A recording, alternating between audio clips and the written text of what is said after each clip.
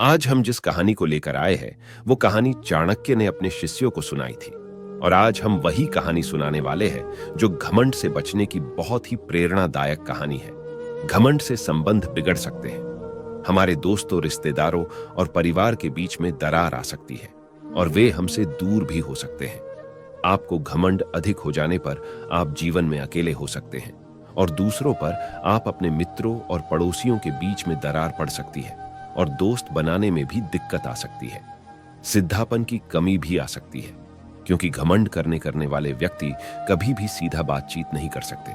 वे हमेशा अपने काम और अपनी तरक्की की बात करते हैं और दूसरों से बड़ा बनने की कोशिश करते रहते हैं, जिससे ये बातें सबको कड़वी लगने लगती है। अगर व्यक्ति को अधिक घमंड करने लग जाए तो उसके सहयोगी कम होने लगते हैं और उसके जो भी सच्चे मित्र होते हैं वो भी सहायता करने में साथ नहीं देते और दूर हो जाते हैं। इसीलिए ये कहानी सुनने के बाद आप अपने जीवन में कभी भी घमंड नहीं करेंगे और अपनी सहायता खुद ही करेंगे।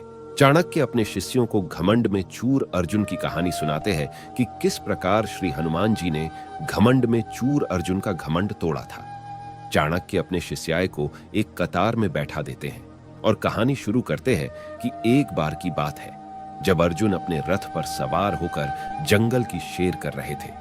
तब वे खुद को सबसे बड़ा धनुर्धारी समझते थे और अपनी धन और विद्या के अहंकार में चूर होकर मुस्कुराते हुए जा रहे थे। तो जाते जाते उनके रास्ते में एक नदी आ जाती है। अब अर्जुन ने रथ तो वापस नहीं किया और नदी से ही कहने लगे कि तुम मेरे रास्ते से हट जाओ और मुझे आगे जाने का मार्ग दो। जब 2 बार कहने पर भी नदी ने कोई जवाब नहीं दिया तो अर्जुन को क्रोध आ गया और वो कहने लगे कि अगर तुम मुझे रास्ता नहीं दोगी तो मैं तुम्हें सुखा दूंगा। जब अर्जुन अपने धनुष पर तीर चढ़ाने लगते हैं तब नदी के अंदर से एक आवाज आती है, रुकिए, अगर आप मेरे जल को सुखा देंगे तो इसमें रहने वाले सभी जीव जंतु मर जाएंगे। आप मुझे क्षमा करें क्योंकि मैं आपको अपने अंदर से मार्ग तो नहीं दे सकती हूं, लेकिन आपको पार करने का उपाय बता सकती हूं जिससे आपको मुझे सुखाना भी नहीं पड़ेगा और आप आसानी से मुझे पार कर सकेंगे। और नदी के अंदर से आवाज आती है कि है वीर अर्जुन, आप तो सर्वश्रेष्ठ धनुर्धारी है, आपके धन और विद्या का मुकाबला कोई नहीं कर सकता है। आप मेरे ऊपर एक बाणों का सेतु बना दीजिए और उस सेतु पर से चले जाइए।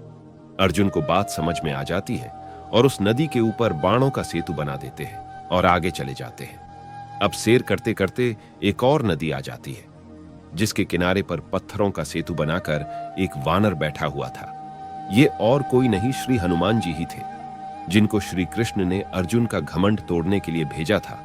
तो अर्जुन हनुमान जी को देखकर जोर जोर से हंसने लगे।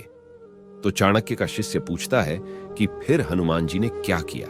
चाणक्य एक लंबी सांस लेते हैं और आगे की कहानी बताते हैं। फिर वह वानर कहता है कि मैं श्री राम भक्त हनुमान हूं और श्री राम का ध्यान कर रहा हूं। तो अर्जुन कहते ही कि वही राम जिसने समुद्र को पार करने के लिए वानरों से पत्थरों का सेतु बनवाया था। वो तो बहुत बड़े धनुर्धारी थे, उन्हें अपने बाणों का सेतु बनाना चाहिए।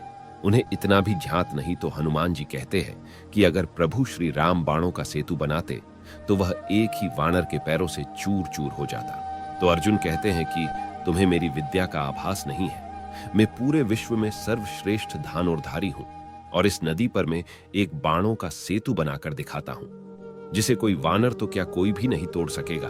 तो हनुमान जी हंसते हुए कहते हैं कि अगर तुम्हारा बाणों का सेतु टूट गया तो तुम क्या करोगे। तो अर्जुन कहते हैं कि मैं एक क्षत्रिय हूं और मैं वचन देता हूं कि तुम्हारे भार से मेरा बनाया हुआ सेतु टूट गया तो मैं अपने आप को अग्नि में भस्म कर दूंगा। इतना कहने के बाद अर्जुन उस नदी पर अपने धनुष से सेतु का निर्माण कर देते हैं। जैसे ही सेतु तैयार होता है, हनुमान जी के चढ़ते ही वह बाणों का सेतु टूटकर पाताल में चला जाता है।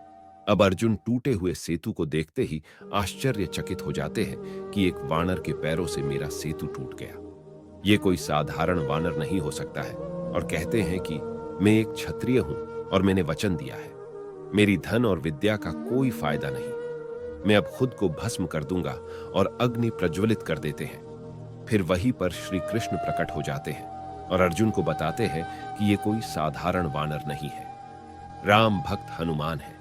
तो अर्जुन हनुमान जी को प्रणाम करते हैं। फिर श्री कृष्ण कहते हैं कि अर्जुन, तुम्हें अपनी धन और विद्या का अहंकार हो गया था और तुम कोई पाप न कर सको, इसलिए तुम्हें ज्ञान देना जरूरी था। इतना कहने पर अर्जुन श्री कृष्ण से माफी मांगने लगते हैं। इतना कहकर हनुमान जी श्री कृष्ण को प्रणाम करके वहां से चले जाते हैं और चाणक्य कहानी समाप्त कर देते हैं और कहते हैं कि जीवन में कभी किसी भी चीज का अहंकार नहीं करना चाहिए। आप कितनी भी तरक्की कर लो, कभी भी घमंड नहीं करना चाहिए। किसी चीज के घमंड में हम अपने आप को सबसे बड़ा समझने लगते हैं और ऐसी स्थिति में हमसे पाप होने की संभावना बढ़ जाती है। और अगर हमें उस चीज का सही मार्ग न मिले तो हम किसी भी नुकसान से नहीं डरते और पाप के भागी बन सकते हैं। इसीलिए हमें जीवन में कभी घमंड नहीं करना चाहिए।